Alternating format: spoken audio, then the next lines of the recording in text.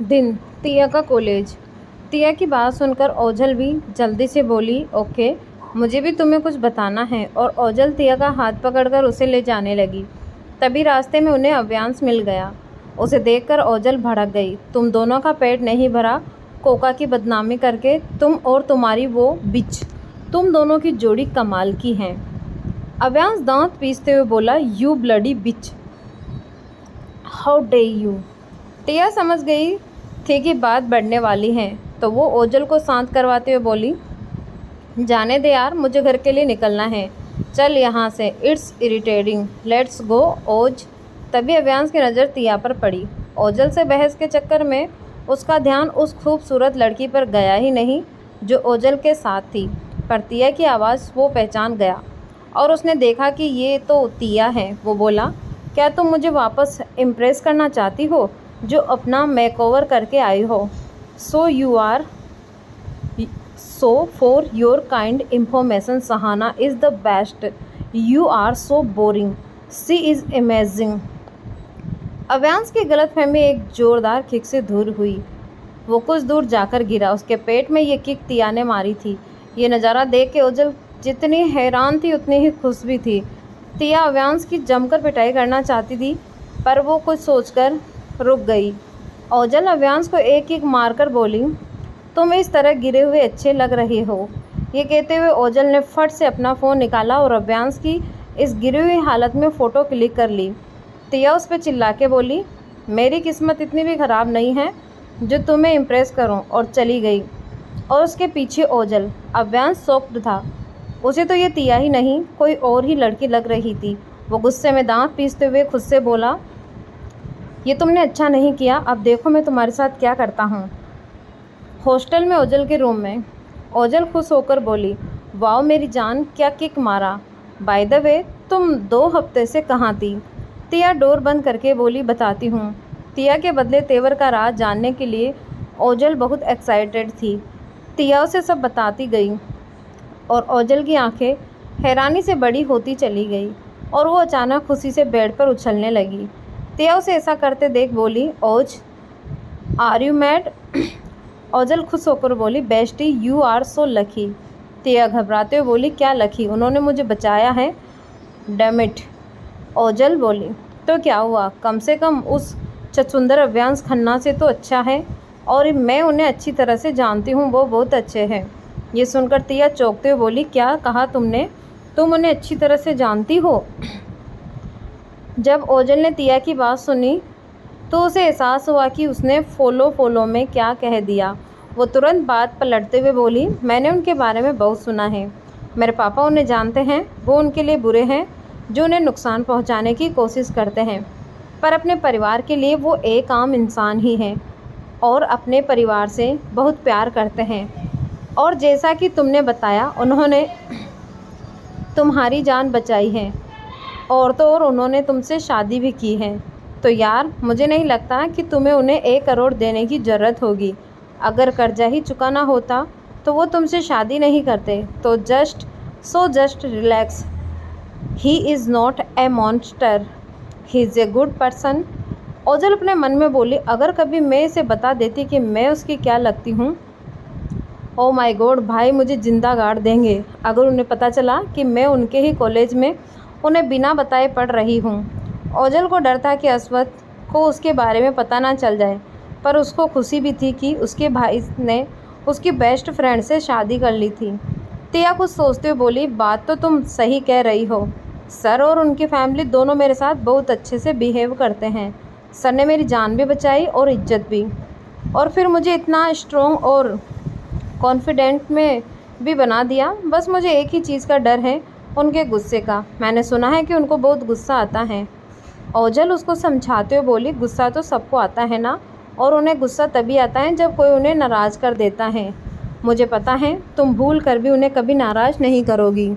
सो miss Koka, sorry Mrs Ashwath Aryan, आपको कैसा लग रहा है the weapons king mister Ashwath Aryan की वाइफ बनकर शहर का सबसे पावरफुल इंसान अब तुम्हारे हाथ में है।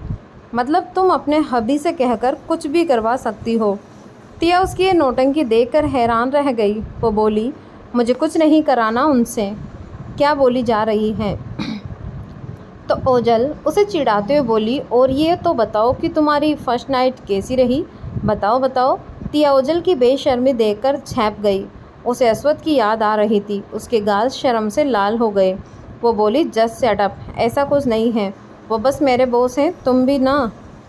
ओजल बोले, रियली? तो तुम इतना क्यों शर्मा रही हो? बोलो बोलो, शर्माने का क्या मतलब है? तिया अपने हाथ में पहनी घड़ी को देखते हुए बोली, आज बहुत लेट हो गया है, पता है आज सर रसिया से आने वाले हैं और घर के रूल्स के हिसाब से मुझे 8 बजे से पहले घर पहुंचना होगा। ओजल बोली, बहाने मत बनाओ, सीधा क्यों नहीं कहती कि उनको देखने के लिए मरी जा रही हो? वैसे भी वो काफ़ी हैंडसम हैं तुम्हारे सर। ऐसा कुछ नहीं है, बकवास बंद करो। ये कहकर तिया जाने लगी। ओजल बोली, ठीक है जाओ, तुम भी क्या याद रखोगी? तिया उसे गले लगाते हुए बोली, यू आर द बेस्ट। सिर्फ तुम ही हो जिसे मैं अपना कह सकती हूँ। मुझे लगता था कि पापा मुझसे बहुत प्यार करते हैं, पर वो भी। और आंखें नम हो गई। ओजल उसका सर सहलाने लगी और बोली, रोने की ज़रूरत नहीं है, अब तो तुम्हारे पास एक रिच, लविंग एंड केयरिंग हबी है, तो किसी चीज़ की फ़िक्र मत करो, बस अपने स्टडीज़ और अपने हैंडसम हस्बैंड पर ध्यान दो। वैसे शादी के बाद तुम्हारे फेस पर एक अलग ही न्यूड दिखाई दे रहा है और तुम्हारा एटीट्यूड भी चेंज हो गया है। तिया बोली, जस्ट सेट अप। तभी तिया का फ़ोन बजने लगा। उसने अपने बैग पैक में से अपना फ़ोन निकाला और देखा अश्वथ का कॉल आ रहा था। उसने अब उसका नाम सर के नाम से सेव किया था। तिया बोली, oh my God Ojal, sir मुझे कॉल कर रहे हैं, क्या करूं मैं? उन्हें पता चल गया होगा कि मैंने उनके रूम का क्या हाल बना रखा है। आज के डिनर में वो मुझे ही खाएंगे, और वो भी कच्चा। ओजल बोली, क्या किया है तुमने?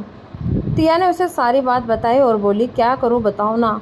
वो बहुत ज़्यादा घबरा गई। ओजल बोली, जो होगा देखा जाएगा। तुमने ही कहा था ना कि दादाजी तुम्हें बहुत पसंद करते हैं। अगर तुम्हारे सर कुछ भी करते हैं तो दादाजी से शिकायत कर देना, लेकिन पहले फ़ोन तो उठाओ। अश्वथ का कॉल आ रहा था, पर तिया रिसीव नहीं कर रही थी। वो डर से जम गई थी। तो ओजल ने उसके हाथ से फ़ोन लेकर कॉल रिसीव कर ली। क्या किया तुमने? क्या बोलोगी? मैं बिना मुंह से आवाज़ निकाले बस आंखों से इशारा करते हुए तिया ओजल से बोली। ओजल ने तिया को शांत करवाते हुए धीरे से समझाया, बात करो, सब ठीक होगा। तिया ने एक बार गुस्से से ओजल को देखा और डरते हुए फ़ोन अपने कान पे लगाया और बोली, गुड मॉर्निंग सर। ओजल पीछे से बोले, गुड मॉर्निंग, पागल हो गई हो, गुड इवनिंग है। जल्दी से तिया बोली, गुड इवनिंग सर। अश्वथ बोला, क्या गुड मॉर्निंग गुड इवनिंग लगा रखा है? मेरा फ़ोन रिसीव करने में इतना टाइम क्यों लगा? और ये दूसरी लड़की कौन है? तिया हड़बड़ाते हुए बोली, सर वो मेरी फ्रेंड है।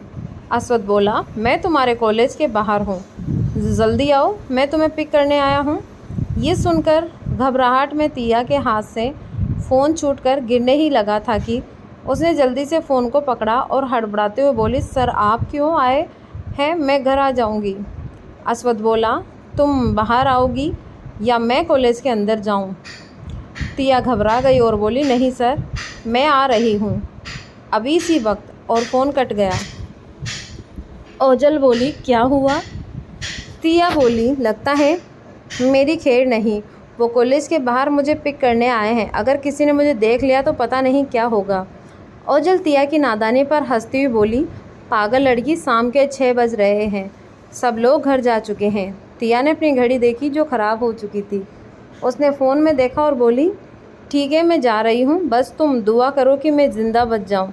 ओजल बोली, अरे ऐसे सोचोगी, तुम्हें खुद लेने आए हैं, क्या पता आज रात, और जानबूझकर पूरी बात नहीं कही। तिया ज़ोर से बोली, मुझे परेशान करना बंद करो, मैं जा रही हूँ, और भागते हुए निकली हॉस्टल से और सीधा कॉलेज के एंट्रेंस में जाके रुकी, जहाँ पर अश्वथ की आलीशान ब्लैक SUV खड़ी थी। अश्वथ ने ब्लैक सेट का शीशा नीचे किया और उसे देखा और बोला, इनविटेशन चाहिए, जल्दी बैठो। ये सुनकर तिया हड़बड़ा गई और हड़बड़ाहट में एक पत्थर से ठोकर खाकर गिर पड़ी। अश्वथ ने उसे देखा। सेल्वन ड्राइविंग सेट से नीचे उतरने लगा। अस्वद ने उसे बैठने का इशारा किया। तिया दर्द से करारने लगी। फिर ये सोचकर कि अस्वद उसे पनिश करेगा, वो जल्दी से उठी और अपना दर्द भूलकर गाड़ी के दरवाजे पे आई और अस्वद ने उसके लिए बैक सीट का डोर खोल दिया। तिया गाड़ी में बैठते ही शॉक्ड हो गई। अस्वद की एसयूवी के अंदर ना जाने कितने सारे डिवाइस लगे थे। ऐसी गाड़ियाँ उसने सिर्फ हॉलीवुड ही फिल्मों में देखी थी। अस्वद ने गाड़ी का दरवाज़ा बंद किया और तिया विंडो के पास सिकुड़कर बैठ गई और सेल्वर ने गाड़ी स्टार्ट करी। अस्वद ने उसके घुटनों को देखा जिस पर गिरने की वजह से खरोंचें आ गई थी। उसके हाथ भी छिल गए थे। अस्वद ने तिया की बाँह पकड़कर उसे खींचकर अपनी गोद में बैठा लिया। गाड़ी अपनी मंजिल की ओर बढ़ रही थी। तिया हैरान अस्वद की गोद में बैठी हुई थी। उसे लगा था कि अस्वद उसे आज मार ही डालेगा, पर यहाँ तो अस्वद बिल्कुल शांत था। उसने ये उम्मीद बिल्कुल नहीं की थी। अस्वद ने एक हाथ से तिया की बैली को पकड़ा। उसके छूने से तिया एकदम से सिहर उठी। अस्वद प्यार से बोला, तुम्हें ध्यान से चलना चाहिए था। अगर किसी गड्ढे में गिर जाती तो पक्का तुम्हारा सिर फूट जाता। तिया डरते हुए बोली, आगे से ध्यान रखूँगी। अस्वद ने गाड़ी के दरवाजे में बने एक कंपार्टमेंट में से एक फर्स्ट एड किट निकाला और तिया के स्क्रैच पर बैंडेज लगा दी और उसके हाथों को देखने लगा। उसमें ज़्यादा चोट नहीं आई थी। उसने उन पर दवाई लगा दी और फिर फर्स्ट एड किट वापस उसकी जगह पर रख दिया। तिया हैरान से सब देखती रही। तभी अस्वद उसके कान के एकदम पास जाके धीरे से बोला, मुझे मिस किया। इतने नज़दीक थी। उसकी आवाज़ सुनकर तिया सिहर उठी। उसके तन बदन में जैसे करंट सप्लाई होने लगा। उसने कुछ नहीं कहा, बस उसकी गोद में जमी बैठी रही। अस्वद तिया की हालत समझ रहा था। वो उसकी आंखों में देखते हुए बोला, क्या हुआ? क्या इससे पहले कोई तुम्हारे इतने करीब नहीं आया था? तुम्हारा एक्स बॉयफ्रेंड भी नहीं? तिया ने घबराकर नाम में सिर हिलाया। अस्वद के होठों पर एक शैतानी मुस्कुराहट आ गई। उसने तिया को और टाइटली पकड़ लिया और उसकी एक हरकत से तिया की धड़कन गोली की तरह दौड़ने लगी। तिया को शर्माते हुए और घबराते हुए देख अस्वद मुस्कुराया और बोला, मैं तुम्हारा वेइंग चेक करूँगा, लेकिन मुझे लगता नहीं कि तुम्हारा वेट बढ़ा है। क्या तुम ठीक से नहीं खा रही थी? तिया डरते हुए बोली, 1 kg बढ़ा है। अस्वद बोला, बस 1 kg? मुझे तो लगा कम से कम 5 kg। तिया उसे हैरान होकर देखने लगी। अस्वद बोला, मुझे पता चला है कि तुमने अपने एक्स को ज़ोर से किक मारी। तिया और भी ज़्यादा हैरान रह गई। वो हकलाते हुए बोली, आपको कैसे पता? अस्वद बोला, पता है, मतलब पता है। अगर मैं तुम्हारी जगह होता तो सिर्फ एक किक नहीं, लात घुस्सों की बरसात कर देता। तिया का ये नया रूप क्या जीत लेगा अस्वद का दिल? कैसे निभाएगी तिया अपने आर्यन परिवार की बहू होने की जिम्मेदारी, अस्वद की बीवी होने का फ़र्ज और अपने के सपनों से किया हुआ वादा? अस्वद ने तिया का फेस अपनी तरफ किया और उसका चेहरा ऊपर उठाया। वो झुककर तिया को किस करने ही वाला था कि अस्वद का फ़ोन बजने लगा। अस्वद ने तिया को अपने सीने से लगा लिया। तिया हैरान होकर उसे देखने लगी। वो अस्वद की बाहों में सेफ फील कर रही थी। उसने अस्वद के सीने में अपना सिर छिपा लिया। अस्वद ने फ़ोन रिसीव किया और तिया सिर को प्यार से सहलाने लगा। तिया को जल्दी से नींद आ गई। अस्वद अपने क्लाइंट से बात कर रहा था। उसने तिया को देखा जो सुकून की नींद सो रही थी। उसने तिया के सिर पर किस किया और उसे अच्छे से पकड़ लिया। कसम कसकाकर सो गई। अस्वद ने तिया के हाथ को देखा और चुपचाप प्यार से उसका हाथ पकड़कर उसकी उंगलियों से खेलने लगा। जब वो उसके आलीशान पैलेस पर पहुंचे तो गाड़ी रुकने की वजह से तिया की नींद अचानक से खुल गई। उसने खुद को अस्वद की बाहों में पाया। वो उसे उठाकर अंदर ले जा रहा था। उसके पीछे अस्वद के हैंडसम वेल मैरिड लोग थे जो अस्वद की तरह ही परफेक्ट बॉडी स्पैन के थे। वो लोग किसी फैशन सोलो के मॉडल से कम नहीं थे। तिया मन में बोली, आर्यन फैमिली में इतने सारे गुड लुकिंग आदमी हैं और सब सिंगल। उसका हैंडसम भी भले रोमांस के मामले में कच्चा था, पर वो बहुत गुड लुकिंग और हर तरीके से परफेक्ट था। पर वो बुरे लोगों के लिए किसी राक्षस से कम नहीं था। वो धोखेबाजों के लिए नरक से आया हुआ मौत का देवता ही था।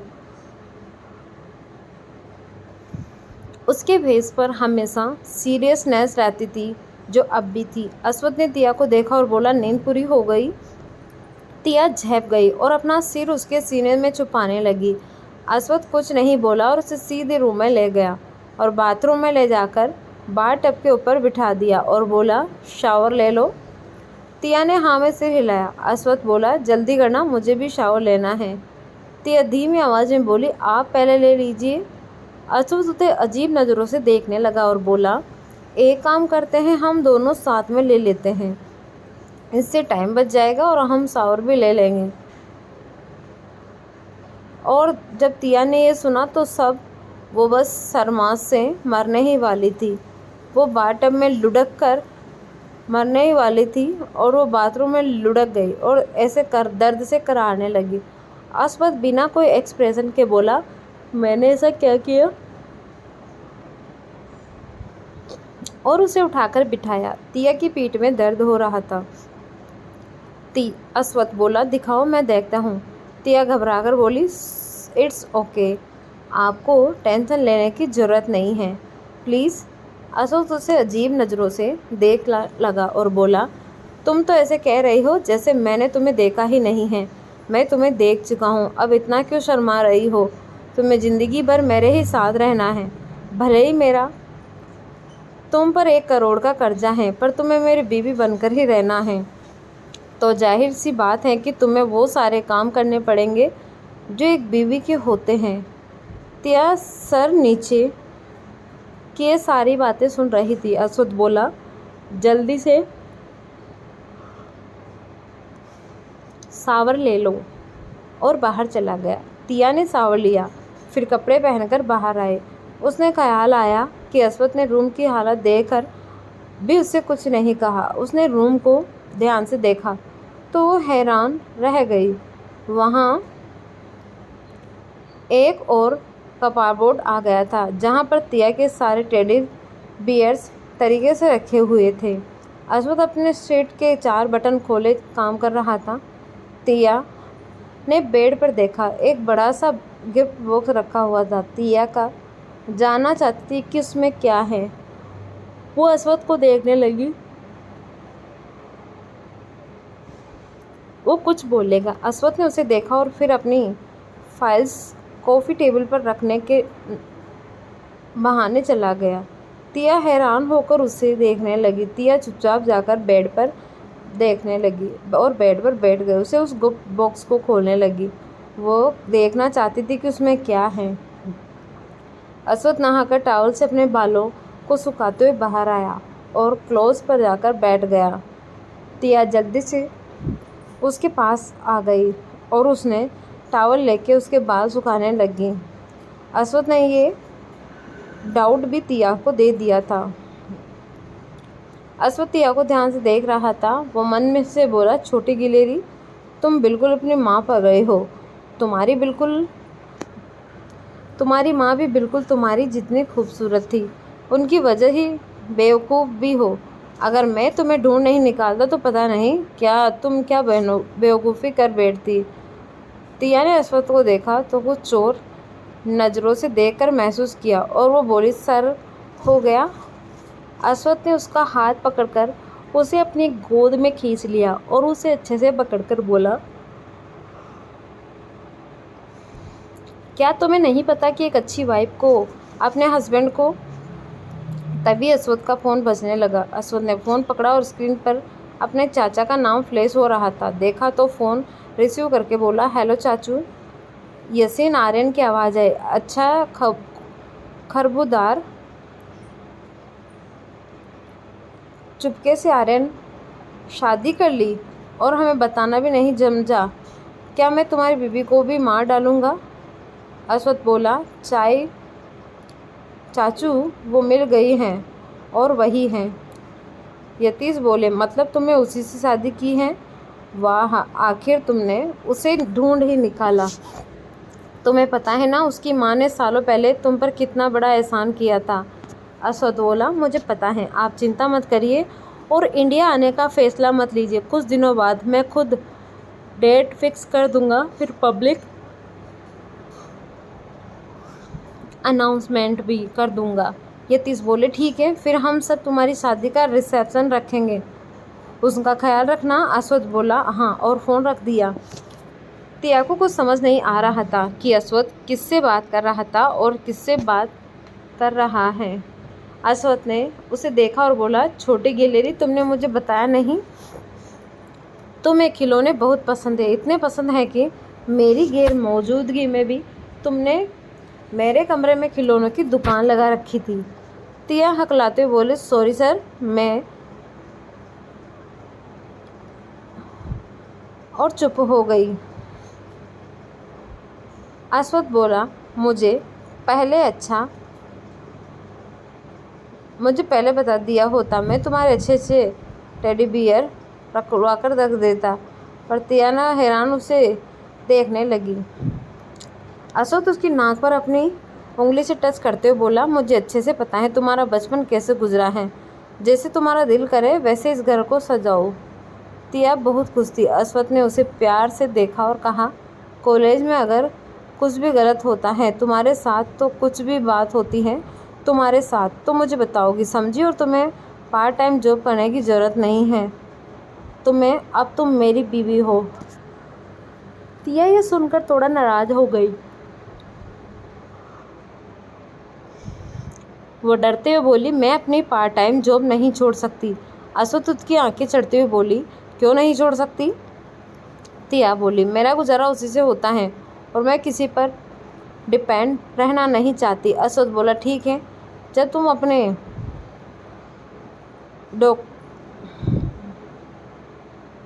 ग्रेजुएशन पूरी कर लोगी और जब पैसा कमाने लायक हो जाओगी तो चुका देना।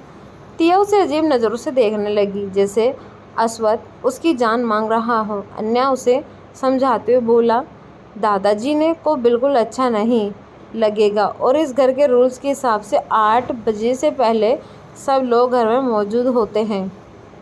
तिया सिर झुकाकर बोली आई नाउ। अश्वत्थ बोला नाराज़ होना बंद करो, वरना तुम्हें मेरे साथ बेड पर मेहनत करनी पड़ेगी। तुम्हें पता है ना, मेरे दोस्त मेरे बच्चों को देखने के बाद अपनी लाइफ में सेटल होने की सोच रहे हैं और दादाजी को कितनी जल्दी हो सके जितनी जल्दी। सर बीच में ही तिया उसे देखते हुए बोली सर। अश्वत्थ बोला you are my wife, of course हमारे बीच ऐसी बात तो होना ही चाहिए। ये सुनकर तिया के होश उड़ गए, उसके रोंगटे खड़े हो गए, उसने होठ दबाने लगी। अश्वत्थ उसे देखकर बोला मजाक कर रहा हूँ, मुझे पता है तुम अभी बहुत छोटी हो, इसीलिए उल्टा पुल्टा मत सोचो। तिया मन में बोली क्या आदमी है, पहले तो खुद ही डरा रहे हैं और बाद में खुद ही बोल रहे हैं कि उल्टा पुल्टा मत सोचो। अब ऐसे में इंसान का क्या सोचेगा। इस आदमी के सारे आदमी पागल हैं। अश्वत्थ तिया को छेड़ते हुए बोला लगता है तुम चाहती हो। तिया उसकी बात छेड़कर सिरर उठी। अश्वत्थ उसे डर लग रहा था। वो मन में बोली हे भगवान, ये आदमी मुझ पर अब क्या करना चाहता है, और अपनी नज़रें नीचे झुका ली। अश्वत्थ उसे ध्यान से नोटिस कर रहा था। वो बोला तुम इतनी बेवकूफ़ क्यों हो, क्या तुम्हें पता नहीं लोग तुम्हारा हर बार फ़ायदा उठाते हैं। अगर तुम ऐसे ही चुप रहोगी तो ज़रूर मेरी लोग इंसल्ट करेंगे। ये कहकर कि अश्वत्थ आर्यन की बीवी गूंगी है, उसे ठीक से बोलना नहीं आता है। ये सुनकर तिया हैरान रह गई। उससे ये बोली ये तो सरदार शहर के मुझे गूंगा नहीं बोलता, ये तो मुझे गूंगी साबित करने में लगे हैं। अब क्या करूं मैं, ज़ोर ज़ोर से चिल्लाऊं क्या? अगर मैं चिल्लाना शुरू कर दूंगी तो बोलेंगे कि क्या अपना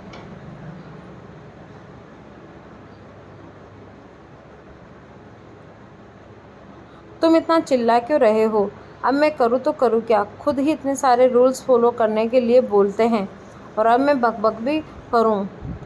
हे भगवान, ये आराम फट जाएगा, मुझे निगाहें निगल जाए। अन्या उसके मन की बात को समझते हुए बोली, तुम्हारे सोचने से आसमान फटने वाला नहीं है, समझी। और मुझे ये बताओ, तुम टैक्सी से कॉलेज क्यों गई थी? मेरे पास में रेंजर भर गाड़ियाँ पड़ी हैं, तुम्हें जो भी गाड़ी पसंद आती है तुम अहीम उसे छोड़ देता है कॉलेज, पर तुम टैक्सी में चली गई। मुझे तो ये भी पता नहीं है कि वो आगे कुछ बोलता, उससे पहले ही बीच में ही तिया रोने लगी। अस्वथ उसे हैरान होकर देखने लगा। वो अच्छे से जानता था कि जब लड़कियां जवाब नहीं दे पाती हैं तो अपने मोटे मोटे आंसू बहाती हैं। लड़कियों का सबसे खतरनाक हथियार होते हैं आंसू, और लड़के लड़कियों के आंसुओं में पिघल जाते हैं, पर अस्वथ उन लड़कों में से नहीं था। वो बोला, रोना बंद भी करो, मैं तुम्हें मार पीट नहीं रहा हूँ। तिया बोली और चुप हो गई। वो बुरी तरह से रो रही थी। अस्वथ बोला, अब बताओ भी, इतना क्यों रो रही हो? मैंने तुम्हारे साथ गलत किया क्या? बताओ, गलत किया है क्या? तिया ने नाम में सिर हिलाया। अस्वथ बोला, फिर क्या बात है? तिया बोली, सर, टैक्सी वाले ने मुझसे वापस ही नहीं दिए 20 रुपये। मैंने उसे 200 रुपये दिए थे, उन्होंने वापस ही नहीं दिए। ये सुनकर अस्वथ की भौहें चढ़ गई। वो बोला, तुम 20 रुपये के लिए रो रही हो? पागल हो क्या? तिया कुछ नहीं बोली, तो वो तो बस 20 रुपये की रट लगाए रो रही थी।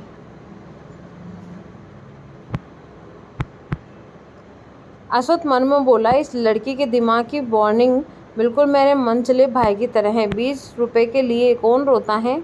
अस्वथ बोला, रोने की कोई ज़रूरत नहीं है, बस 20 रुपये ही है तो है। तुम तो ऐसे रो रही हो जैसे उस ड्राइवर ने तुम्हारी पूरी ज़िंदगी की कमाई लूट ली हो। तिया उसे अपनी लाल आंखों से देख रही थी, जैसे कह रही हो, आप अमीर हो इसीलिए आपको बस 20 रुपये का मतलब नहीं पता है। अस्वथ बोला, तुम्हें इतना रोने की ज़रूरत नहीं है, और जैसा कि मैंने कहा है, तुम्हें पार्ट टाइम जॉब करने की भी कोई ज़रूरत नहीं है। मुझे पता है तुम स्टार कैफ़े में काम कर सकती हो, वो भी नाइट शिफ्ट, और मुझे ये भी पता है कि नाइट शिफ्ट में, और मुझे ये भी पता चला है कि वहाँ लड़के तुम्हारे ऊपर कमेंट भी पास करते हैं। क्या तुम्हें पता नहीं है, रात में लड़कियों को काम नहीं करना चाहिए? अगर तुम्हें पैसे चाहिए तो मैं तुम्हें दूंगा। तिया बोली, नहीं, मैं आपसे पैसे नहीं ले सकती। अस्वथ बोला, मतलब तुम मेरी बात नहीं मानोगी? तिया ने कहा, ऐसा नहीं है, लेकिन मैं अपनी जॉब नहीं छोड़ सकती। अस्वथ बोला, पता है तुम कितनी छोटी हो? तिया उसकी बात सुनकर अपनी उंगलियों को गिनने लगी। वो ऐसा कहते हुए अपने कदम छोटी सी गिलहरी लग जाती हैं। वो सुनकर बोली, आपसे 11 साल छोटी। अस्वथ उसे अपनी आँखों तीखी नज़रों से देखने लगा और बोला, मैंने ये नहीं पूछा कि तुम मुझसे कितनी छोटी हो, मैंने ये कहा है कि तुम्हें ये काम नहीं करना चाहिए। अगर तुमने दोबारा जिद की तो बता रहा हूँ, मैं उस कैफ़े को खरीद लूँगा और तुम्हें वहाँ काम करने नहीं दूँगा। ये सुनकर तिया मन ही मन अस्वथ को कोसने लगी। अस्वथ ने अपना हुक्म चलाते हुए बोला, तुम बस अपनी पढ़ाई पर ध्यान दोगी, समझ में आई बात? अस्वथ के कहने पर छोड़ देगी तिया अपनी नौकरी, या फिर वो अपने खुददारी से समझौता नहीं करेगी? क्या दूर हो जाएगी तिया और अस्वथ के बीच के फासले, या फिर कोई नई गलतफहमी इन दोनों को एक नई होने देगी?